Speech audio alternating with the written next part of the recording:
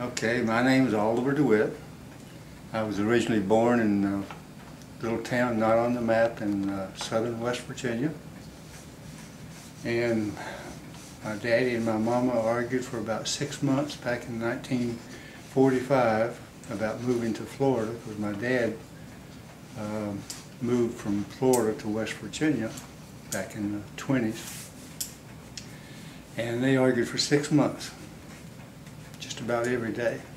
Finally my dad won, or my mother got tired or something. Anyhow, they decided to sell out and move down here to Florida in 1946. I think it was August of 1946. Best damn thing my daddy ever did for me, take me out of those mining towns of West Virginia. I thank him just about every day, because it opened up a new world for me. Because back in the 30s and 40s, we did not have communication facilities like we have now, and really didn't know how other people lived in the world. And it was a revelation to come to Florida. And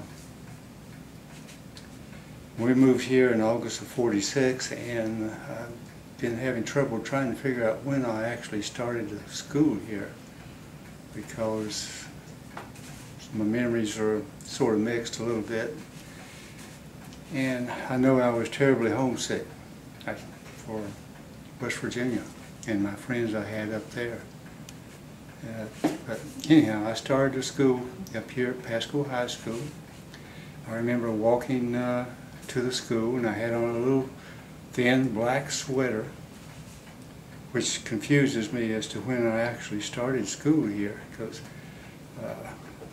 I don't think I would have been wearing a sweater around the 1st of September, not here.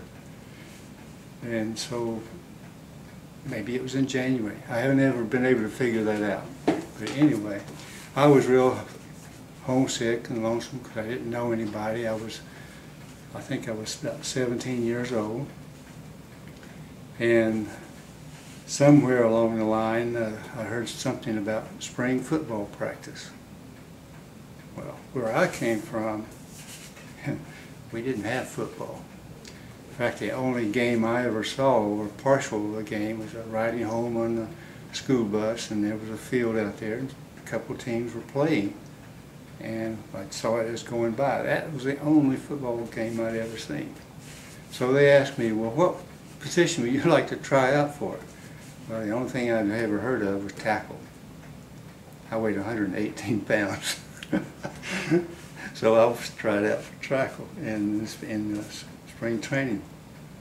And after it was over, the seniors on the team would evaluate each person that was trying out. And I happened to overhear some of the comments, and there was one big fellow. He was the Pasco fullback. His name Edward McNally. He's passed on now, but he was talking to the coach, which was his name was Jones. Can't remember his other name. Anyhow, it's Jones. He said, "That guy's pretty good over there, but he's kind of light." He said, "Well, let's keep him anyway." So I made the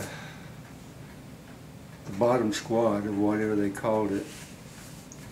And then as time went on, I gained a little weight. I got up to about 120, 125 pounds. And one day the coach called me over and he says, "Oliver," no, he didn't call me Oliver, he called me DeWitt. He said, "How would you like to try out for center?" Still, I'm only about 120 or 125 pounds.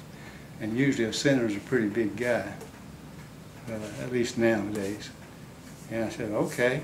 So they got the first string center over there, and he showed me how to do it. And I practiced that, and lo and behold, the next year I became the first string offensive center.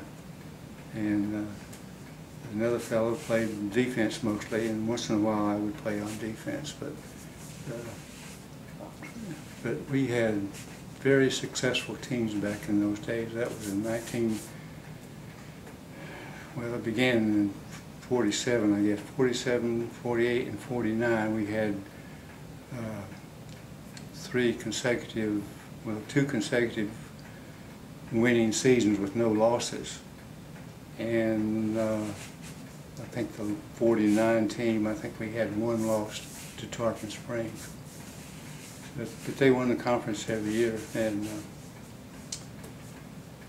we moved on to later in life.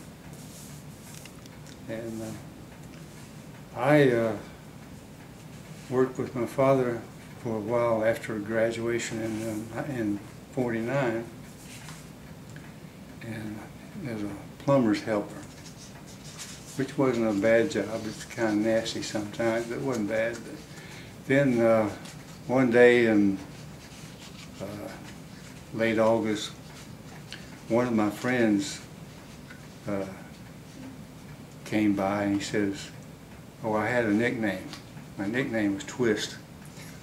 And he said, "Twist?" I said, "I got a letter from the Selective Service Administration, and I'm afraid they want to get me drafted." And so we talked about it, and I said, "Well, you know, we're the same age." And so me and this other fellow, his name was Glenn Rowell. Glenn Rowell, who's passed on now. Jimmy Home. Futch, I don't know if he's living or not, and Howell Michler. These were all former football players with me, and we were all about the same age. So we talked about it and said, you know, we don't want to be drafted into the Army. So what are we going to do? And so we said, well, let's go enlist. So we had another friend, Jimmy Alford, who's also passed on. He took us to Plant City. We went to the post office, took an exam. All of us passed, which would mean it probably wasn't a very hard exam. And so we enlisted in the Air Force. And after we left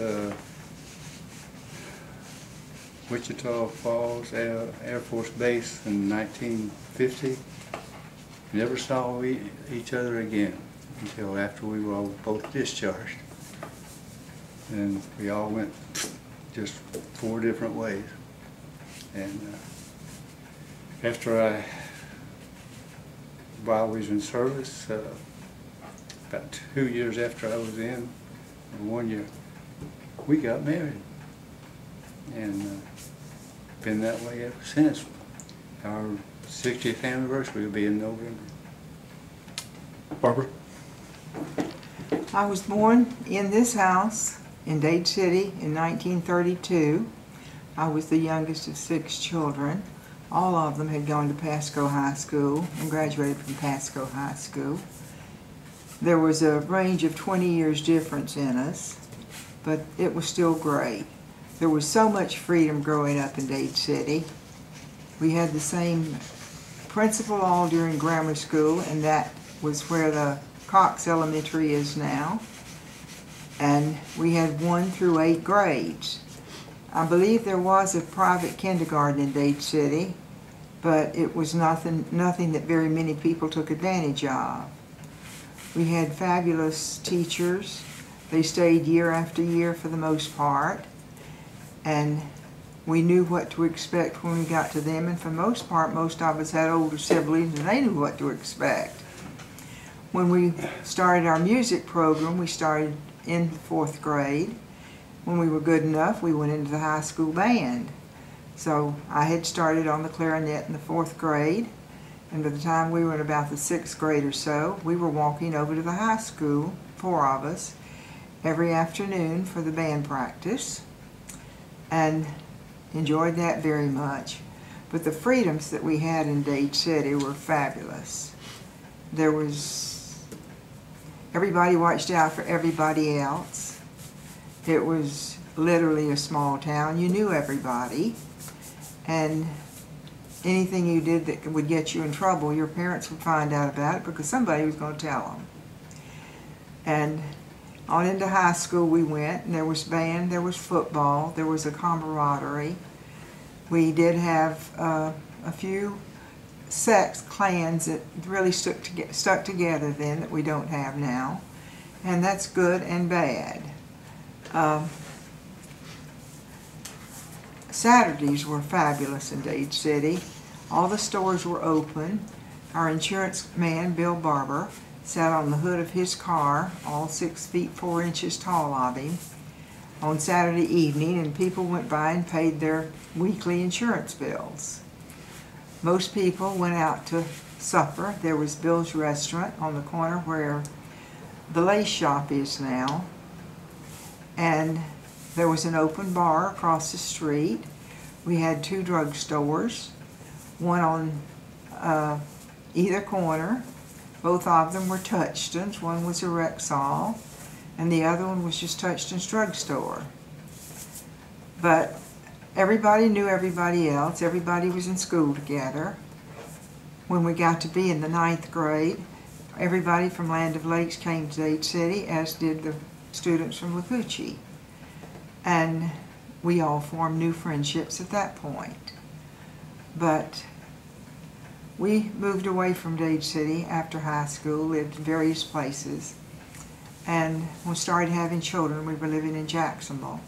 And I told my husband, Oliver DeWitt, at that time, I said, I don't want to raise my children here. Everybody here has about the same amount of money, about the same amount of children, about the same age. I said, I'd like for them to know they're rich people and poor people, old people and young people. I'd like to go home and raise them. And this house was still in my family, so we were able to secure it and move forward. We had 3 children. They all grew up in Dade City. The younger 2,